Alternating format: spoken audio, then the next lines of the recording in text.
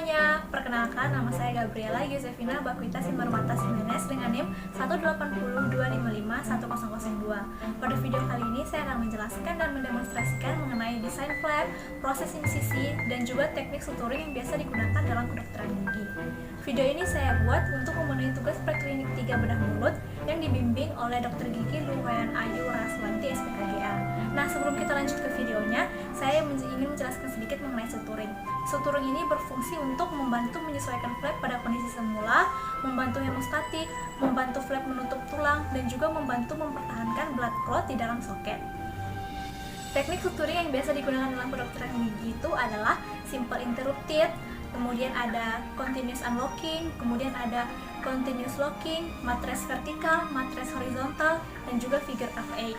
Nah, bagaimana sih prosedur melakukan suturing tersebut? Mari kita saksikan videonya. Sebelum melakukan prosedur tindakan, operator menggunakan alat perlindungan diri seperti jas, masker, dan handscoon, serta tidak lupa untuk selalu mencuci tangan sebelum melakukan tindakan.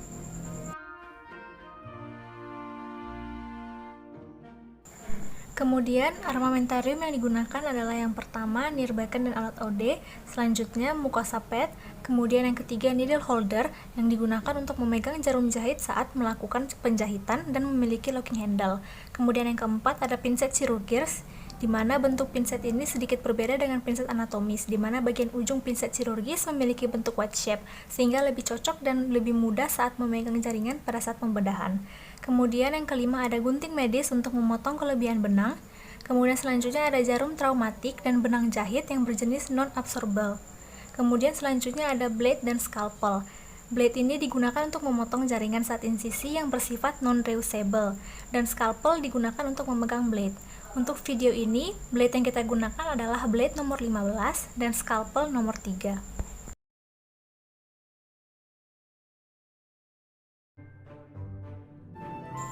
Sebelum melakukan insisi, hendaknya kita tahu bagaimana cara untuk memasang blade pada scalpel. Yang pertama, buka blade pada kemasan, kemudian ambil needle holder dan pegang ujung blade dengan menggunakan needle holder agar tangan operator tidak terluka.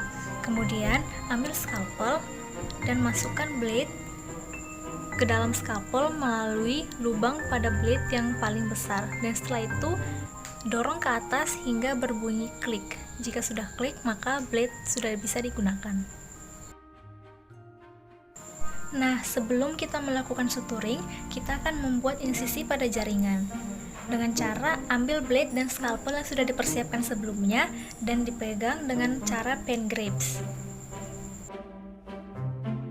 Kemudian, lakukan insisi dengan 1 kali tarikan menggunakan blade yang tajam untuk meminimalisir terjadinya distorsi pasca penyembuhan.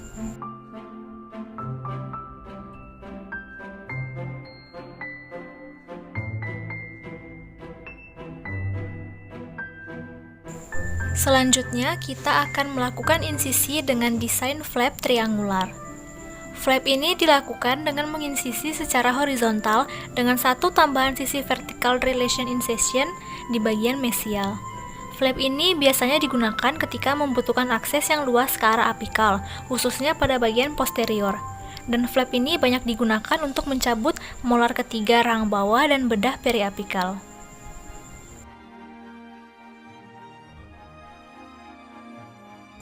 Selanjutnya ada desain flap trapezoid yang merupakan flap dengan 2 sisi tambahan di bagian mesial dan distal, sehingga flap memiliki 2 releasing incision.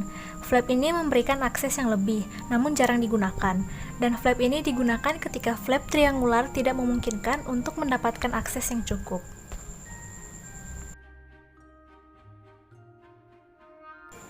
Dan yang berbentuk lingkaran ini akan kita gunakan untuk simulasi soket nantinya. Berikut hasil insisi flap dari desain flap triangular dan flap trapezoid. Sedangkan yang bulat ini nanti akan digunakan sebagai simulasi soket untuk teknik suturing figure 8. Oke, lanjut ke teknik suturing. Yang pertama, teknik simple interrupted. Sebelumnya, kita dapat membuat tanda dengan jarak 0,5 cm dari garis luka sebagai tanda masuknya jarum. Yang pertama dilakukan yaitu jarum dipegang dengan needle holder pada bagian sepertiga jarum yang dekat dengan benang. Kemudian pegang bagian tepi luka dengan pinset kirurgis dan insersikan ujung jarum dengan jarak 0,5 cm. Kemudian keluarkan jarum melalui tepi luka dan masukkan kembali jarum ke seberang tepi luka dengan jarak 0,5 cm. Perhatikan ketebalan tisu sebaiknya sama di kedua sisi. Tarik benang jangan sampai tertekuk, lalu buat simpul. Penyimpulan dilakukan dengan memutar benang pada needle holder 2 kali searah jarum jam, 1 kali berlawanan arah, 1 kali searah jarum jam. Simpul sebaiknya diletakkan pada bagian lateral dari garis insisi agar tidak menghambat penyembuhan luka. Setelah itu, potong benang berlebih dengan menggunakan gunting. Lakukan hal yang sama sepanjang garis luka dan pastikan jarak antara jahitan yang satu dengan yang jahitan yang lainnya adalah sama. Teknik simple interrupted ini merupakan teknik yang paling banyak digunakan karena sederhana, mudah, menghasilkan jahitan yang kuat, dan tiap jahitannya bebas sehingga tidak mempengaruhi jahitan lainnya bila terlepas, sehingga diindikasikan untuk lokasi yang mudah bergerak.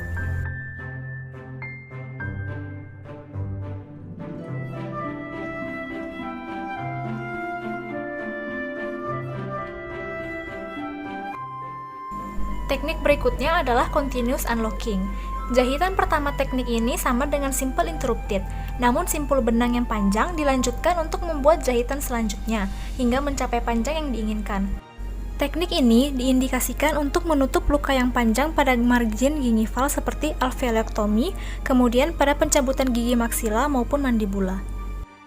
Keuntungan menggunakan teknik ini yaitu menghasilkan jahitan yang lebih rapi sehingga menutup luka dengan baik, kemudian waktu yang cenderung lebih singkat dan menghasilkan tegangan yang sama terhadap seluruh jahitan.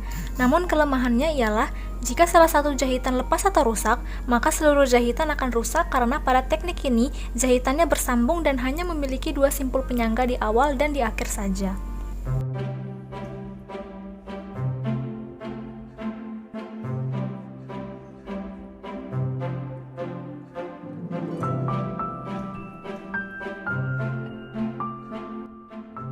Setelah mencapai panjang yang diinginkan, buat simpul dengan memanfaatkan loop yang terbentuk dari jahitan sebelumnya.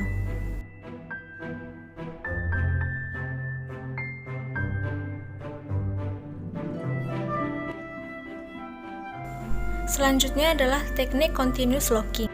Teknik ini hampir mirip dengan teknik sebelumnya dan diindikasikan untuk luka yang panjang, jahitan peritoneum, dan pada penutupan margin gingiva setelah alveolectomy. Namun perbedaannya dengan teknik sebelumnya yaitu teknik ini dilakukan dengan jarum dan benang yang melewati tiap lingkaran dari jahitan sebelumnya. Untuk melakukan teknik ini, lakukan hal yang sama seperti continuous unlocking hingga jahitan kedua. Setelah itu, lewatkan benang dan jarum melewati lingkaran atau loop yang terbentuk pada simpul sebelumnya dan buat jahitan selanjutnya sepanjang garis luka. Lalu buat simpul di akhir dengan memanfaatkan loop dari jahitan sebelumnya. Kelebihan teknik ini yaitu menghasilkan jahitan yang lebih kuat karena merupakan jahitan bersambung yang mengunci sehingga memberi adaptasi yang lebih rapat pada jaringan.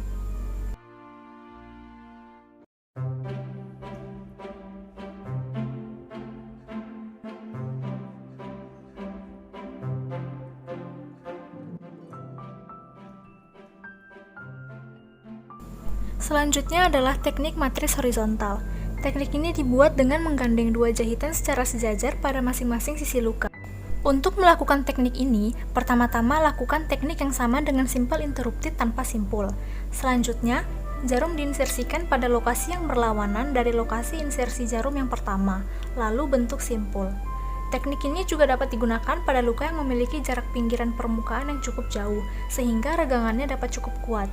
Namun, kelemahan teknik ini yaitu hasil jahitannya dapat menghambat aliran darah ke tepi luka. Teknik ini digunakan untuk penutupan rongga kista, penjahitan luka pasca ekstraksi, serta luka membran mukosa pada penutupan fistula, pengangkatan fibroma, kasus bedah palatoplasti, dan untuk mendukung implan setelah pemasangan.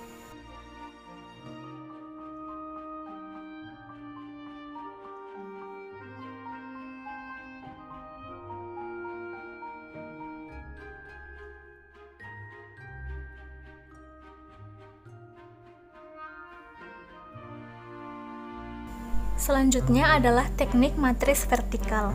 Teknik ini dilakukan untuk penutupan luka yang lebih lebar yang membutuhkan tarikan yang lebih dengan membuat jahitan yang kecil dan dangkal diikuti dengan jahitan yang besar dan dalam atau sebaliknya.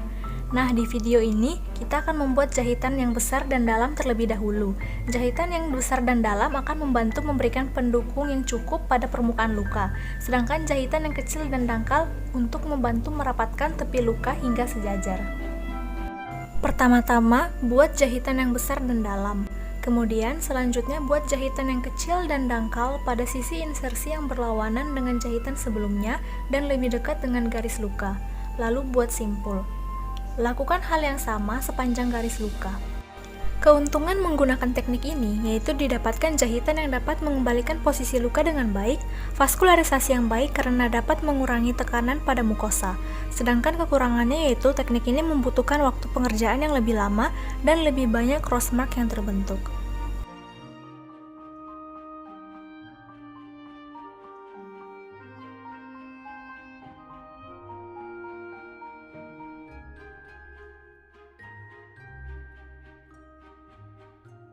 Teknik terakhir yaitu figure 8. Teknik ini dilakukan dengan membuat jahitan pada sisi mesial soket, lalu benang melintasi soket dan dilakukan insersi kedua dengan lokasi insersi sejajar dengan lokasi insersi pertama. Lalu benang dikembalikan ke lokasi insersi pertama, lalu dilakukan penyimpulan.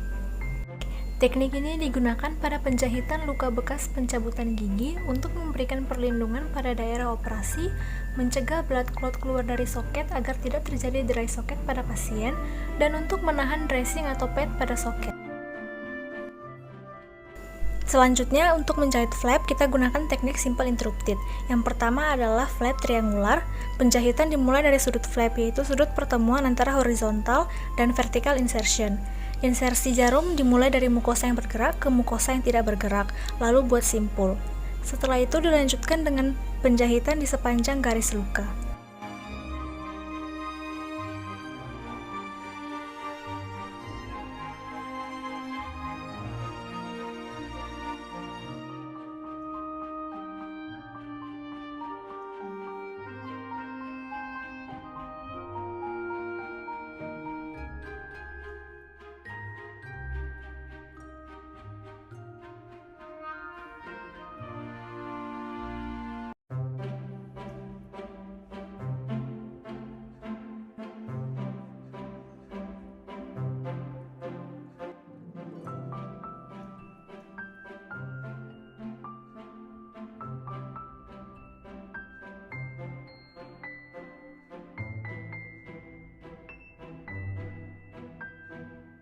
Lalu, untuk flap trapezoid yang memiliki dua sudut, penjahitan dimulai pada kedua sudut tersebut terlebih dahulu.